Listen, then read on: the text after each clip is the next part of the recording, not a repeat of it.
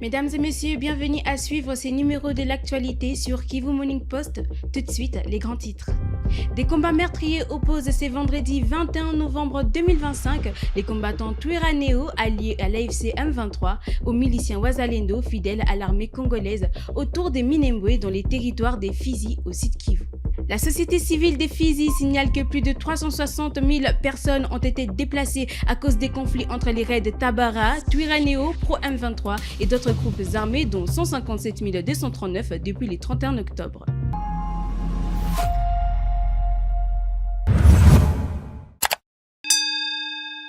Mesdames et messieurs, bonjour, je l'ai dit au sommaire. À Minembwe, des combats meurtriers opposent ce vendredi 21 novembre 2025 les combattants Twirwaneho alliés à l'AFC M23 aux miliciens Wazalendo fidèles à l'armée congolaise autour des Minembwe dans les territoires de Fizi au sud Kivu. Vanessa Abanza pour les VTR. Des combats violents ont éclaté ce vendredi 21 novembre 2025 autour de Minembwe dans les territoires de Fizi, province du Sud Kivu. Les affrontements opposent les combattants Twirwaneho, alliés à la M23, aux miliciens Wazalendo, intégrés à l'armée congolaise. Le matin de ce vendredi, l'AFC Twirwaneho, M23, en violation de l'accord cadre de Doha, a attaqué Kinyokwe, Ntimbiangoma et Kwasabuni sur le haut plateau au sud de Minembwe, devenu cible ce matin, a déclaré le porte-parole de Wazalendo. De leur côté, les Wazalendo, Biloze Bishambuke, Fabebe, du général Delfe Kalembe, Gomanzito affirment continuer à défendre leur position. La situation reste tendue avec de nombreuses détonations d'armes lourdes et légères signalées dans la zone. Des combats interviennent après des affrontements similaires à Kaniola et Walungu au Nord Kivu, malgré les cessez-le-feu signés entre les deux parties. L'AFC M23 a repris mercredi soir de position à Katoi et dans plusieurs autres localités du territoire de Massissi. À Fizi, l'administrateur du territoire de Fizi, Sami Kalunji Badibanga, alerte sur la situation humanitaire critique dans son entité. Plus de 360 000 personnes sont aujourd'hui déplacées, chassées de leur village par les affrontements entre les raids Tabara, Twirwaneho, Pro M23 et d'autres groupes armés. Depuis le 31 octobre 2025, 157 239 personnes ont fui les hauts plateaux et 35 000 nouveaux déplacés se trouvent dans les zones de santé de Nougou et Kimbi-Lulenge.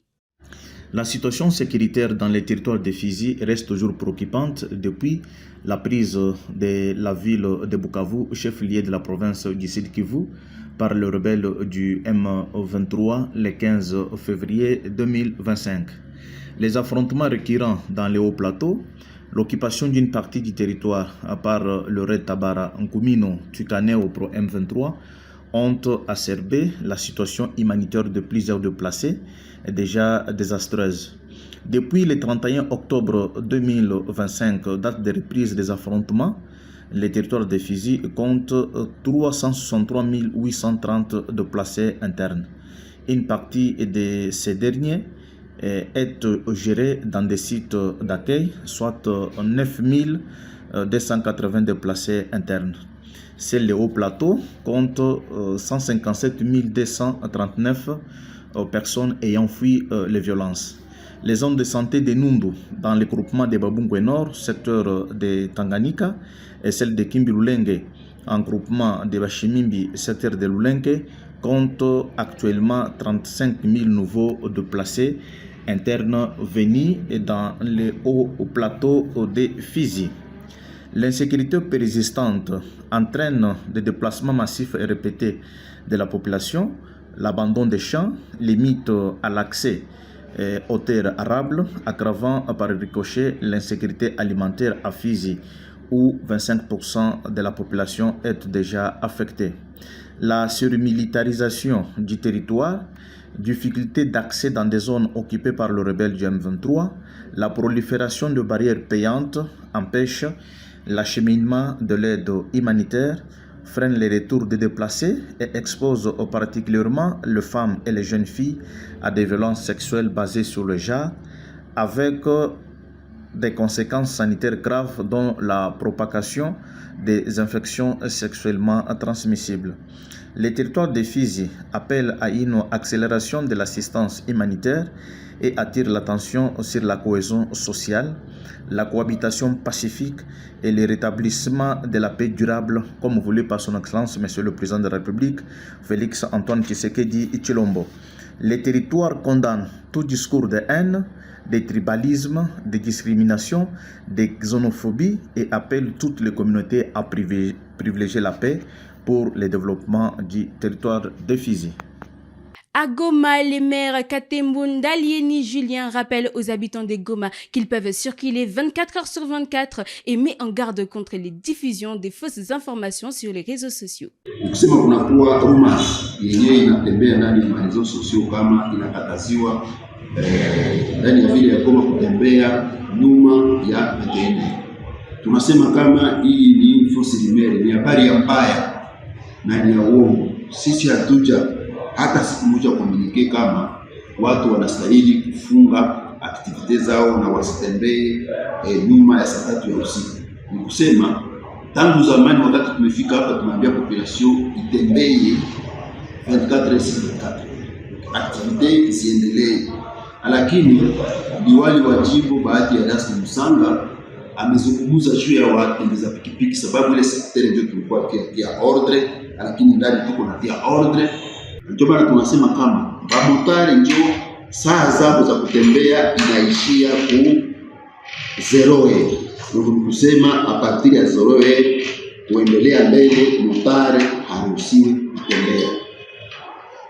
Itaendelea na inaweza fika 24, lakini le gouverneur kulishimamia ku a partir ya 0 kuendelea ile motare haruhusiwi kutembea. Lakini zingine activite zote za population ni 24/24.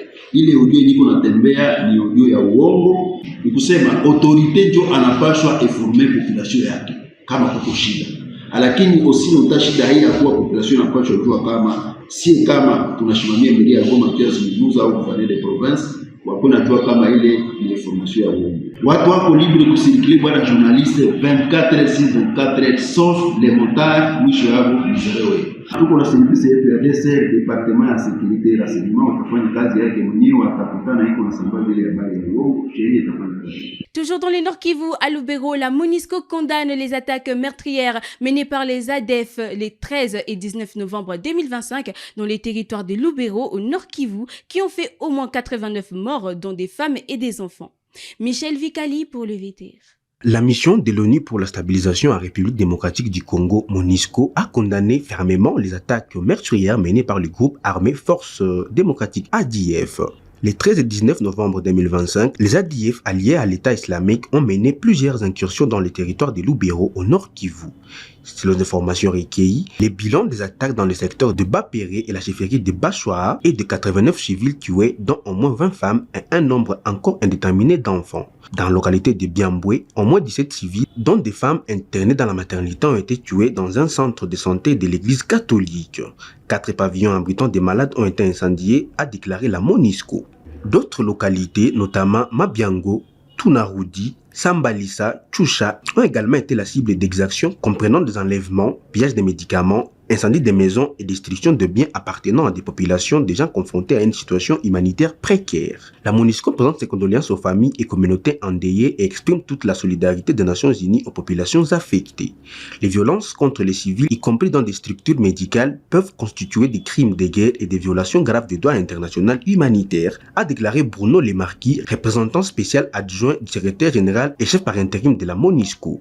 La MONUSCO exhorte les autorités congolaises à diligenter des enquêtes indépendantes et crédibles pour identifier les responsables et les traduire en justice. M. Lemarquis a également rappelé l'appel du secrétaire général de l'ONU demandant à tous les groupes armés de déposer les armes sans condition. Selon les sources locales, le bilan des attaques du 19 novembre dans la chefferie de Bachouaa pourrait atteindre plus de 100 morts. Selon des sources locales, le bilan des attaques du 19 novembre dans la chefferie de Bachouaa pourrait atteindre plus de 100 morts. Les autorités locales n'ont pas encore réagi. À Béni, la province éducationnelle Nord Kivu 2 a présenté les échantillons des réalisations de ces centres de formation professionnelle au gouverneur militaire du Nord Kivu sur la pelouse du gouvernorat à Béni. Les prophètes demandent l'accompagnement du gouvernement provincial et central pour soutenir les projets issus des métiers des jeunes. Le gouverneur militaire du Nord Kivu, le général-major Évariste Kakule Somo, a visité chaque stand accompagné de son vice, le commissaire divisionnaire Louis Segon Karawa et de sa conseillère à charge de l'éducation, maître Priska Luanda Kamala. L'autorité provinciale a été témoin notamment de l'opération chirurgicale des poissons pour leur reproduction, de la mise en œuvre d'une égreneuse manuelle de maïs, des prestations musicales et autres démonstrations des représentants des différents centres de formation professionnelle venus des villes de Butembo et Beni, ainsi que des territoires de Lubero et Beni, à travers différentes filières. Monsieur Bertin Kalenda Salongo, directeur provincial de l'enseignement professionnel au Nord Kivu 2, a plaidé notamment pour un soutien fiscal aux jeunes entrepreneurs, la valorisation de ces secteurs comme levier d'emploi et de la stabilité. Dans plusieurs domaines tels que la menuiserie, coupe-couture, la pisciculture, l'agistage et soudure, l'élevage et dans plusieurs domaines de métiers. Nous sollicitons votre implication personnelle pour l'obtention d'un moratoire de 1 ou 2 ans d'exonération fiscale pour les matières relevant de la compétence de la province. Sollicitons votre implication pour obtenir des analyses gratuites ou l'allègement des frais y afférents de nos différents échantillons envoyés auprès de l'Office congolais de contrôle. L'autorité provinciale a promis un accompagnement concret. Dans la vision du président de la République, en tout cas, vous n'êtes pas oubliés. N'eût été ce contexte de guerre injuste, sûrement que les conditions dans lesquelles vous et nous, on serait en train de prester seraient autres. C'est pour cela que nous militons tous ensemble, aux côtés du gouvernement central, pour que nous donnions la chance à la paix. Et que ce que vous faites aussi donne beaucoup de chance à la paix, parce que vous désarmez la violence lorsque vous créez du travail. Et votre gouvernement provincial va vous accompagner. Cet événement relance le débat sur la promotion des métiers comme outil de lutte contre le chômage et l'insécurité. Le vice-premier ministre Jacquemain Chabani-Louko a lancé le 19 novembre 2025 à Isiro la campagne de vulgarisation des textes légaux sur les comités provinciaux et locaux de sécurité. Cette réforme remplace les anciens conseils par des structures inclusives associant autorités, services compétentes et communautés locales. Une cérémonie d'importance sécuritaire à Isiro dans la province du Haut-Uélé. Devant un parterre de 870 agents territoriaux fraîchement formés, le vice-premier ministre, ministre de l'Intérieur, Sécurité, Décentralisation et Affaires coutumières, Chabani-Louko Biango Jacquemain, a officiellement lancé le fonctionnement des comités provinciaux et locaux de sécurité dans le Haut-Uélé. Le vice-premier ministre a aussi donné le coup d'envoi de la vulgarisation de textes légaux relatifs à la gouvernance sécuritaire. Le gouverneur du Haut-Uélé, Jean Bakomito, a salué une initiative jugée opportune et nécessaire pour renforcer la stabilité provinciale. Il est important de souligner que, dans le cadre de la politique de développement en cours dans la province du Haut-Uélé sous notre leadership, tous les projets actuellement exécutés ne peuvent reposer que sur les fondations d'une bonne gouvernance sécuritaire. C'est pourquoi ces assises prennent une importance capitale pour nous. Elles contribuent directement à la mise en œuvre efficace de ces projets en garantissant une gestion sécuritaire fiable et en consolidant l'autorité de l'État à tous les niveaux. Je tiens à renouveler ma gratitude à son Excellence Monsieur le Vice-Premier ministre, ministre de l'Intérieur, Sécurité, Décentralisation et Affaires coutumières, pour avoir inscrit la province du Haut-Uélé parmi les 10 premières provinces bénéficiaires de son programme d'itinérance et de renforcement des capacités en gouvernance sécuritaire.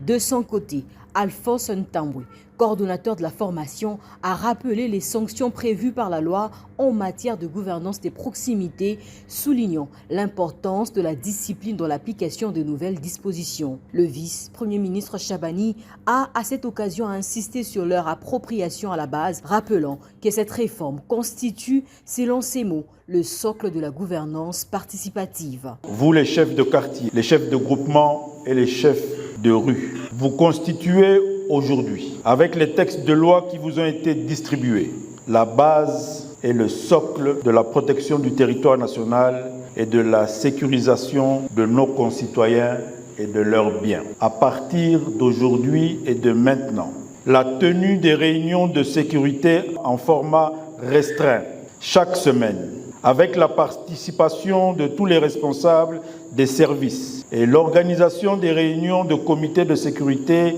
élargis chaque mois est une obligation légale et réglementaire à respecter sans faille.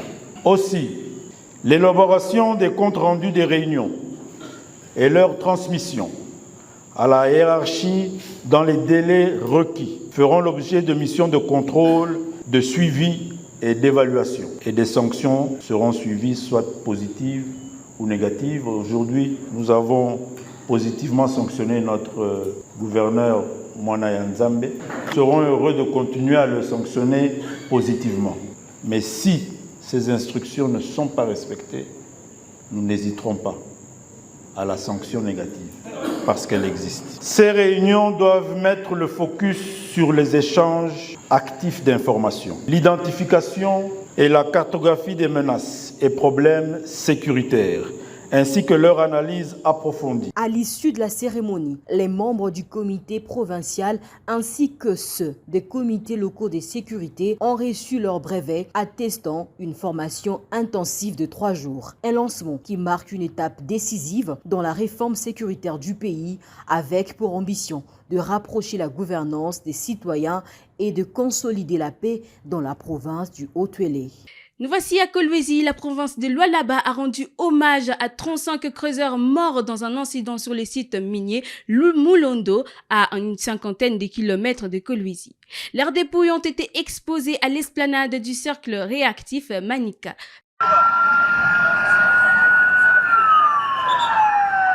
Un voile de douleur a enveloppé Kolwezi ce mercredi 19 novembre 2025. À l'esplanade du cercle récréatif Manika, l'émotion était palpable. Les visages fermés et les silences pesants traduisant une tristesse partagée, celle d'un peuple venu dire adieu à ses fils tombés dans l'exercice de leur labeur à la carrière de Moulondo. La gouverneure de la province du Lualaba s'est inclinée devant les cercueils alignés. Le vice-président de l'Assemblée provinciale, les membres du gouvernement provincial, ceux du cabinet de la gouverneure, les représentants des coopératives minières et les familles éplorées étaient tous présents. Une messe de requiem a été célébrée par l'abbé Patrick Moussouakeng dans un climat de recueillement et de dignité. Tunawezi kujiuliza maulizo mingi. Pourquoi seulement hawa ndugu wetu wanafariki mpaka pale walienda kutumika? Wanafariki mpaka pale walienda kutafutia majamaa yao mshahara? Wanafariki mpaka ile saa walienda kutafutia watoto wao chakula? Le représentant des creuseurs artisanaux a exprimé sa profonde gratitude envers la gouverneure, saluant son soutien constant et son accompagnement dès les premières heures du drame. Des remerciements aussitôt relayés par le porte-parole des familles endeuillées qui ont reconnu à la gouverneure Marie-Thérèse Masuka Saini une mère protectrice dans la tourmente. Tunashukuru gouvernement provincial. Tunamshukuru mama yetu, mama Fifi. Merci sana mama kwa sababu kuko mafamii ingine abakuwa na mamwaye. Una disponibilize temps yako, effort yako, juu enterrer batoto yako. Mungu azidi kubariki. Dans une allocution empreinte d'émotion, la chef de l'exécutif provincial du Lualaba a rendu hommage aux victimes qu'elle a qualifiées de travailleurs courageux. Elle a rassuré les familles de l'implication totale de son gouvernement dans le suivi des enquêtes, la prise en charge des blessés et l'accompagnement social durable des ayants droit. Elle a également annoncé des mesures urgentes pour renforcer la sécurité dans les sites d'exploitation minière artisanale. C'est avec une profonde tristesse, une émotion sincère et un sens élevé du devoir que je prends la parole en ce jour sombre pour notre province de Lualaba. Nous nous réunissons ici, non pas pour une fête, mais pour un deuil. Nous nous réunissons ici pour rendre hommage à 35 de nos enfants, de mes travailleurs courageux, des pères et des frères, des amis, emportés tragiquement lors de l'incident survenu à Moulondo le 15 novembre 2025. Aujourd'hui, la voix du président de la République, chef de l'État, son Excellence Félix Antoine Tshisekedi Tshilombo, ainsi que le nôtre s'unissent pour dire que leur vie comptait, que leurs rêves comptaient, que leur famille compte. Ce drame n'est pas un simple accident minier. C'est une blessure profonde dans le cœur de notre province. Le dépôt solennel de la gerbe de fleurs par la gouverneure Marie-Thérèse Masuka Saini a marqué un temps fort du cérémonial. Cette journée endeuillée restera à jamais gravée dans la mémoire collective du Lualaba comme un appel à la responsabilité partagée et à la protection de chaque vie sur les sites miniers. À Kinshasa, la ministre de l'ESI s'est rendue sur le site de l'université de Kinshasa ce vendredi pour constater la menace d'une tête d'érosion et lancer les travaux de réhabilitation. Par les riverains, les non concernés par les sites, est-ce que vous estimez aborder dans ce sens-là pour que les sites ne soient exclusifs qu'à l'université? C'est un problème à étudier d'abord au niveau de l'université et aussi au niveau des ministères concernés, bon, en concertation avec les ministères concernés. L'aménagement du territoire, les affaires foncières et pourquoi pas l'urbanisme. À ce titre, je ne peux pas faire des déclarations, mais c'est quand on aura fait le travail en concertation que je pourrai me prononcer. Excellence, une petite question. Quelles sont les mesures d'urgence que vous avez prises sur les champs? Parce qu'on sait que nous sommes dans la période des pluies abondantes. Est-ce que vous allez évacuer les professeurs, les étudiants? Qu'est-ce qui va se passer? À ce stade, ce sont les maisons d'habitation qui sont concernées.